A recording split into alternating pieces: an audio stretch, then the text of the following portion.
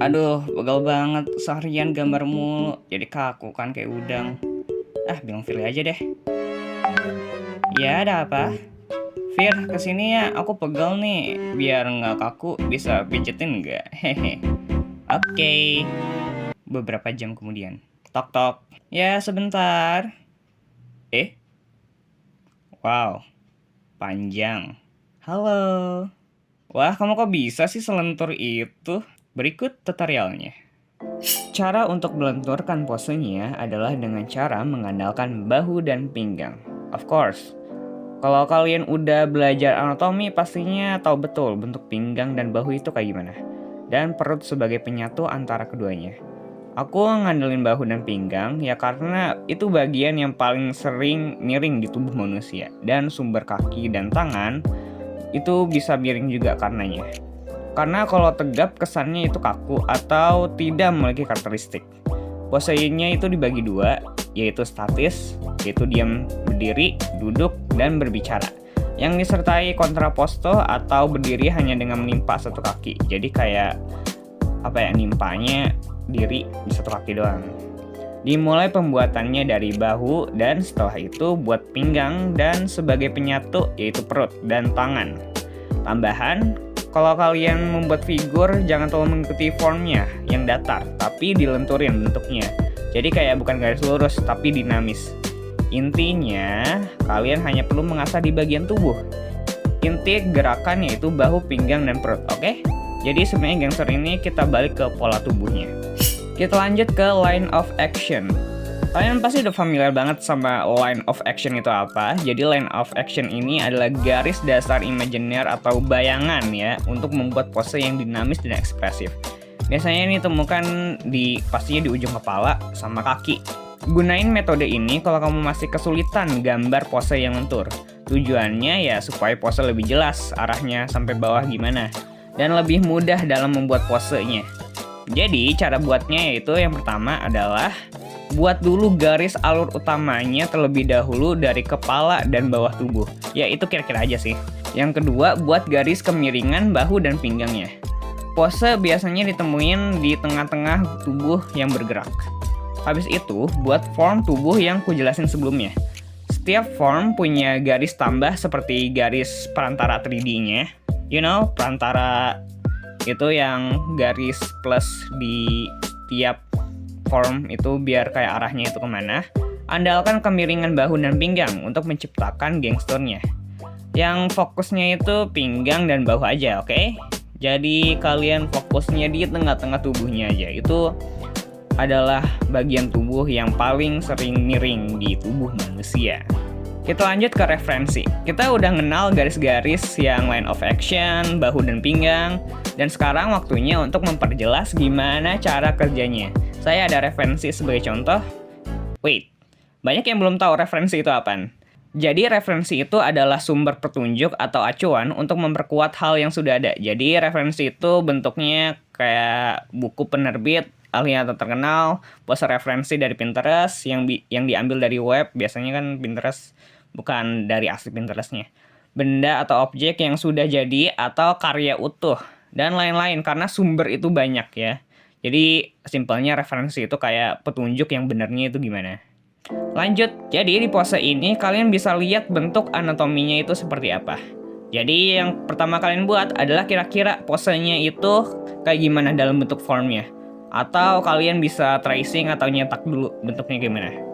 Agar lebih ekspresif ya kalian buat lagi. Tapi bedanya dilenturin. Menggunakan cara yang gue jelasin sebelumnya, yaitu line of action sama si bahunya. Dan setelah dibuat lagi, karakter akan menjadi lebih punya karakteristik dinamis dan ekspresif. Jadi kalian kalau buat pose atau model, kalian lebih baik buat lagi tapi versi yang lebih dinamis atau lenturnya ya. Kita lanjut cara belajarnya gimana. Jadi ya, kalau kalian udah bisa belajar anatomi ya pastinya biar nggak kaku ya belajar gestur. Belajarnya dengan cara kalian bentukin pose serandom apapun ya. Tapi karena kalian udah kayak tau lah belajar anatomi itu kayak gimana, shape and form itu gimana. Jadi kita lanjut ke alur tubuhnya. Karena kalian kan di anatomi udah buat bentuknya ya. Jadi secara tidak langsung alur yang dibuat akan menjadi bentuk tubuh. yang garis line of action sama si itu bahu dan pinggangnya. Karena aku belajarnya gitu dan itu work aja sih.